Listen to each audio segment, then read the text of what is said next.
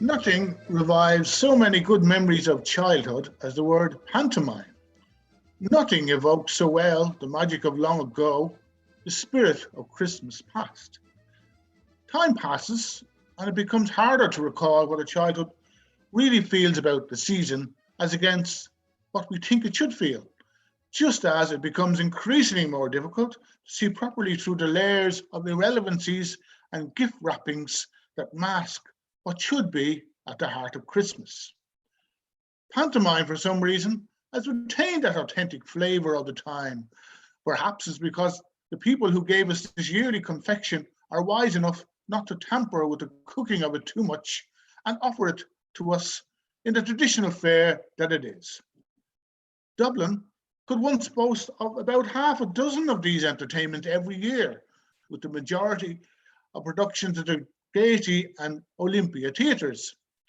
True, the Mammoth Theatre Royal also attempted to give us something in the same vein, but pantomime, however well presented, fell flat on its face in this vast neo-Aztec jazz modern mausoleum of the varieties.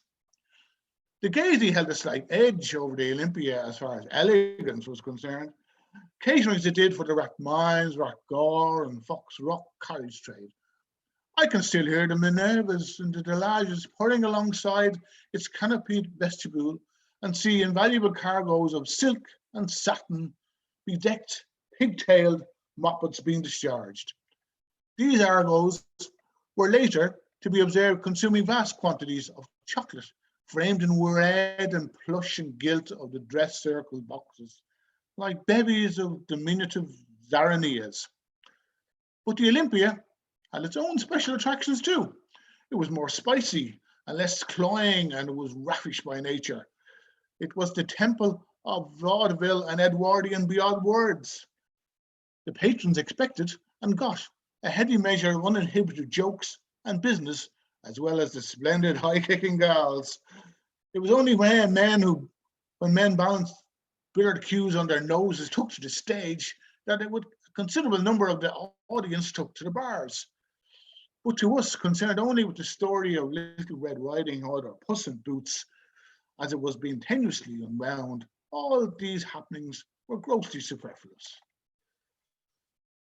There was a carpeted hush and lingering aroma of coffee about the Gaiety that not so much screamed as whispered wealth, so that the discreet bar there played but a minor role in the large palm court setting. On the other hand, the Olympia was a superb rococo saloon that echoed the full-blooded revelry both during the interval and, as we noted, those periods during the show which customers deemed to be longueurs. The lord of these revels for more than 30 years was, of course, Jimmy O'D. He must have been one of the greatest dames of all in the long history of pantomime. He was often partnered by that most gifted of comedians, Maureen Potter, who in time became his most worthy successor at the Gaiety. No memory of the art will even be partly complete without him. Let us bring back the scene. At long last, the house lights dim and the compulsive chatter ceases to be replaced by the frou-frou of taffeta and the rustle of sweet wrappers. The floodlights suffuse the velvet curtains in amber and gold, and the orchestra attacks the overture with vigour. At last, the tab goes up to reveal a village square, all ablaze with lights and limes, and travelling spots find their targets. It's somewhere in Ruritania. The lads and lassies of this place are chirping animatedly to each other, having been assembled here for some reason, of which we'll learn more anon. They are in fact all girls, as indeed the principal boy, who now trips on stage to the cheers of the villagers in shiny tights and high-heeled shoes. I once found myself trying to explain this and the fact that the dame was a man, but the good fairy a woman, to a friend, but he mumbled something about it being seemingly incredibly bent. So I thought the better of it and dropped the subject. The conversation took place in Hoboken, New Jersey, where they've never heard of pantomime. Then the principal girl and the baron and his shady assistants come forward and introduce themselves with all the formal ritual of an oriental drama. Indeed, pantomime may be the nearest thing we have to Japanese no drama.